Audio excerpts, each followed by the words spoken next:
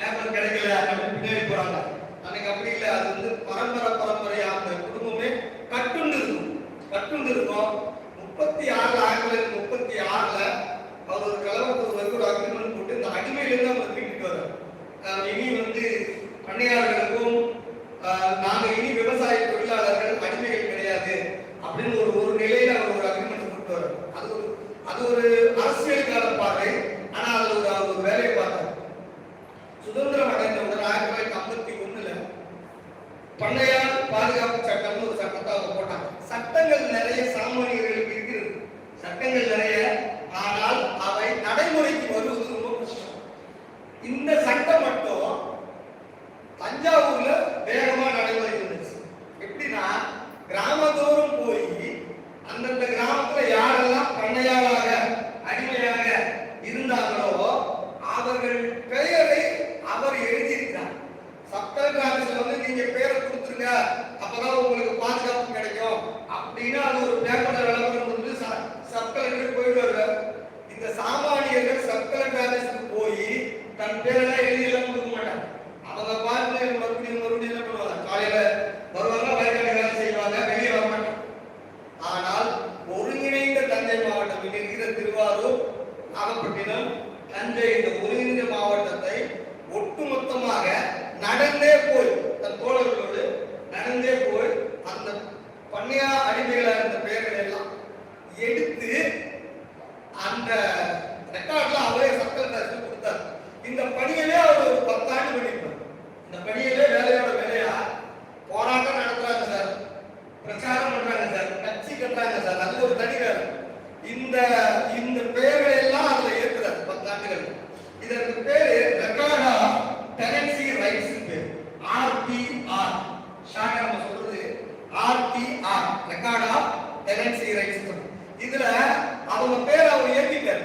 யார் நிலச்சி வாழ்ந்தார், எந்த நிலச்சி வாழ்ந்தார் அப்படிங்கிறதுல எந்த ஆளு பண்ணையாளா இருக்காங்க, குத்தகைதாரரா இருக்கிறாங்க, விவசாய கூலியா இருக்கிறாங்க என்ற பெயரை அந்த விவசாய கூலிகளுக்கு சேர்த்துல இவர் பட்டியல் தயாரித்து இவர் முழுமையாக அதை செய்தார். இதை செய்ததனால் என்ன பலன் என்றால் அவர் 1961ஆம் ஆண்டு வந்து ஜீவதிசை அடைந்துவிட்டார். அவருக்கு எந்த பலனும் இல்லை. ஆனா 70களில் 80களில் உள்ளவனுக்கே நிலம் சொந்தம் உடமையாண்டு பட்டா கொடுக்கும் பொழுது அவர்களுக்கு நிலம் இறங்கி இருக்கிறது. யாருக்கு? அவன் ரெக்கார்டு ஏற்கனவே கவர்மெண்டே பண்ணிச்சு, இவங்கதான் பூமியில ரொம்ப வருஷமா இருக்கிறாங்க. அப்போ அவர்கள் பேர் நிறைய இறந்துச்சு. அப்புறம் குத்தகைதாரர்களாக நிரந்தர குத்தகைதாரர்களாக இருக்கும். ஒண்ணு ஓனரா மாறி இருப்பாங்க அல்லது நிரந்தர குத்தகைதாரர்களாக மாறி இருப்பாங்க.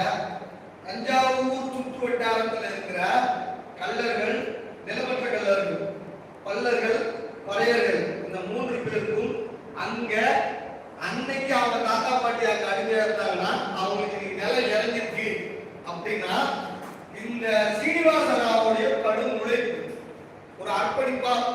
ஆனா என்ன பண்ணாருன்னா ரெக்கார்ட் பண்ணார். ஒண்ணு நான் புரிஞ்சுக்கிட்டு இருக்கேன்னா தமிழகத்தை பொறுத்தவரைக்கும் அல்ல இந்திய அரசியலை பொறுத்தவரைக்கும் ஆவணப்படுத்துதல் மிக முக்கியமான வேலை. போராட்டம் செய்வது முக்கியமான வேலை என்றாலும் போராட்டத்தை ஆவணப்படுத்துதல் மிக முக்கியமான வேலை.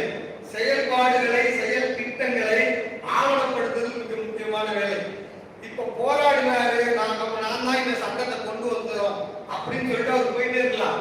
இந்த சட்டத்தை தஞ்சை மாவட்டத்தில் உண்மையா பண்ணார். இதே சட்டத்தை வேற எங்கேயும் பண்ணைய குத்தகைதாரர்கள் இல்லையா, திருச்சியில இருந்தாங்க. ஆனா ரெக்கார்ட் ஆஃப் டெனன்சி ரைட்ஸ் முடியவே இல்லை. திருச்சி மாவட்டத்துல இருந்தது. திருச்சி மாவட்டத்துல கைவார உரிமை, மாட்டுவார உரிமை என்றெல்லாம் இருந்தது. கையால உழுகின்ற அடிமை, மாட வச்சுக்கிட்டு உழுகின்ற அடிமை குளித்தலையில் இருந்தது. கைவார உரிமை, மாட்டுவார உரிமை இருந்தது. அவர்கள் பெயர் பதியப்படவில்லை, ரெக்கார்ட் ஆஃப் டெனன்சி ரைட்ல பெயர் படவில்லை. அதனால எப்பவுமே என்னைக்குமே என்ன நடக்கும்னா கவர்மெண்ட் வந்து ஒரு ரெவென்யூ ரெக்கார்டை புதுப்பிக்கும் பொழுது பழைய உரிமையிலிருந்து தூக்கி எறிஞ்சிருவாங்க. உங்களுக்கு புரியுதா? ஒரு செட்டில்மெண்ட் நடக்குதுன்னா பழைய உரிமையிலிருந்து தூக்கி எறிஞ்சிருவாங்க. அடுத்து யூடியா நடக்குதுன்னா அடுத்து பழைய உரிமையிலிருந்து தூக்கி எறிஞ்சிருவாங்க. ஏன்னா அவங்களுக்கு என்ன சொல்றாங்கன்னா பதிவு செய்யப்பட்ட உரிமையாளர் பெயர் தான் தொடரணுமே தவிர பதிவு செய்யப்படாமல் அந்த நிலத்தில் யாரெல்லாம் பாத்தியதை உடையவர்களாக இருந்தார்களோ அவர்களின் பெயர் பதிவு செய்யப்படவில்லை என்றால் அவர்களின் பெயரை அடுத்த ரெக்கார்ட்ல கொண்டு வர முடியும். இப்ப பூ ஆதாரம் ஒரு புதுசா கொண்டு வர அதுல பூமியில யார் யார் இருக்கிறாங்கன்னு கொண்டு வராங்க. அதுல இது போல உரிமை எடுத்தவர்கள் இருந்தாங்கன்னா அவங்க பேர் அதுல ரெக்கார்ட் ஆகும். பாண்டிச்சேரி நீங்க எடுத்துக்கிட்டீங்கன்னா பிரிட்டிஷ் பீரியடை விட பிரெஞ்சு பீரியட் ரொம்ப ரீசன் 1965 தான் அவங்க வெளியே போறாங்க. அவங்க வெளியே பாண்டிச்சேரிக்காரங்க பிரெஞ்சுக்காரங்க என்ன செஞ்சாங்கன்னா நிலங்கள் எல்லாம் பதிவு செய்யப்பட்ட ரெட்டியார்களுக்கு கொடுத்துருவாங்க. நீங்க வச்சுக்கோங்க, ரெட்டியார்கள் தான் வண்டியர்களுக்கு ஆயுதர்களுக்கு உள்குத்துறை கொடுத்து விவசாயம் பண்ணுங்க அப்படின்னு சொல்லி விட்டுட்டு போயிடுவாங்க. ஆனா ரெக்கார்டு ரெட்டியார்களுக்கு முதலியார்களுக்கு பிராமணர்களுக்கு தான் இருந்தது. ரெவன்யூ ரெக்கார்டு விட்டுட்டு போகும்போது அப்படியே விட்டு போயிட்டாங்க. விட்டுட்டு பிரெஞ்சுக்காரங்க விட்டுட்டு போயிட்டா அப்படியே விட்டு போயிட்டாங்க. அப்ப பதிவு செய்யப்பட்ட உரிமையாளர் யார் இருந்தாங்க? அடுத்து கவர்மெண்ட் நிலத்தை இறக்கும் போது யாருக்கு இறக்கும்? கிராமமே வந்து ஆதிதிராவிடர் இருப்பாங்க. அந்த அடிப்படை அவங்க இருக்கிற ரெடியா இருக்கு. இன்னைக்கும் பாண்டிச்சேரியில நீங்க சிவராந்தகம் நெட்டப்பாக்கம் இந்த பக்கம் போனீங்கன்னா ஒத்துக்கொத்தா மக்கள் இருப்பாங்க. ஆனா அதோட அடிப்படை பட்டா செட்டில்மெண்ட் பழைய கணக்கு ரெடியா இருக்கிறத இன்னைக்கு பேசும். ஏன்னா அதை அறுத்து நிலவரிக்கிறதுல இவங்க தான் இருக்கிறாங்கன்னு சொல்லி இவங்களுக்கு கொடுப்ப அப்படின்ற செட்டில்மெண்ட்லாம் அங்க நடக்கல. இன்னைக்கு அதான் நிலைமை. அப்ப நல்லா நீங்க புரிஞ்சுக்கோங்க, சட்டம் என்ன பேசுதுன்னா இந்த ரெஜிஸ்டர்டு ஹோல்டர் பேர் என்னது? Registered holder. இந்த ரெஜிஸ்டர்டு ஹோல்டர்ல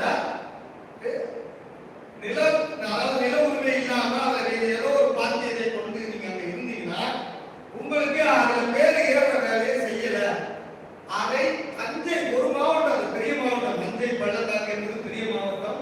அந்த மாவட்டத்துல ஒரு தலைவரோட இனிஷியேட்டிவ்ல ஒரு கிட்டத்தட்ட ஒரு 100 தோழர்கள் தான் வேலை பார்த்திருப்பாங்க.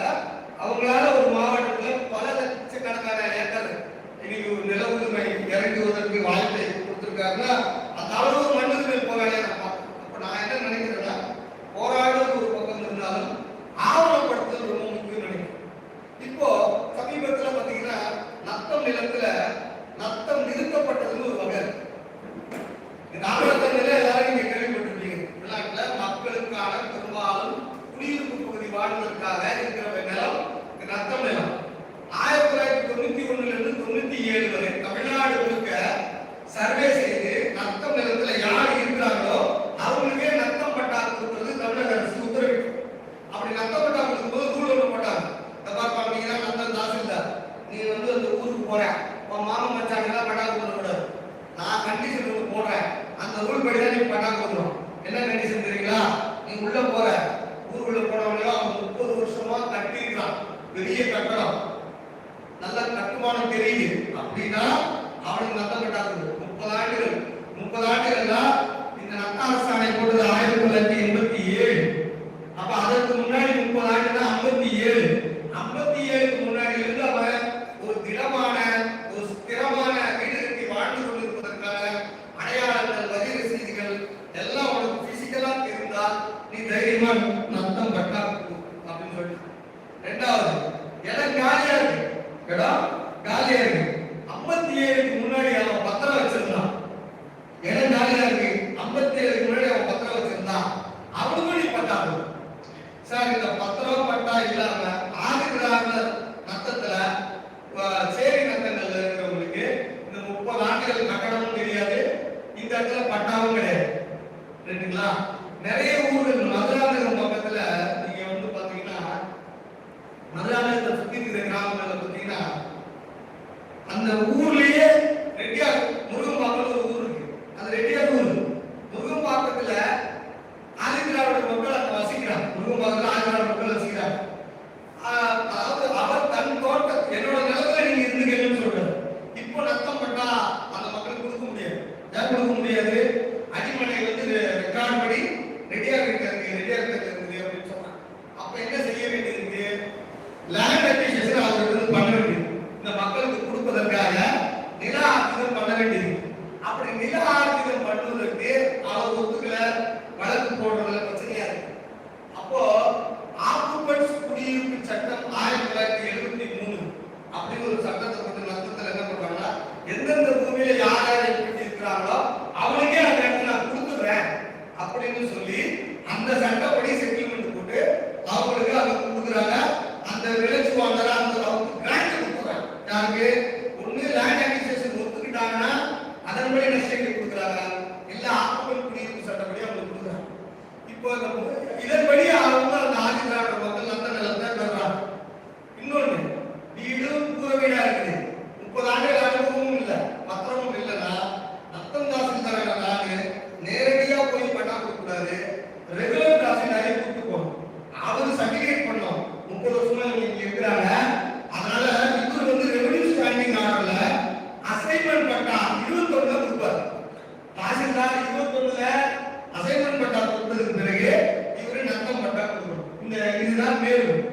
இந்த நேரு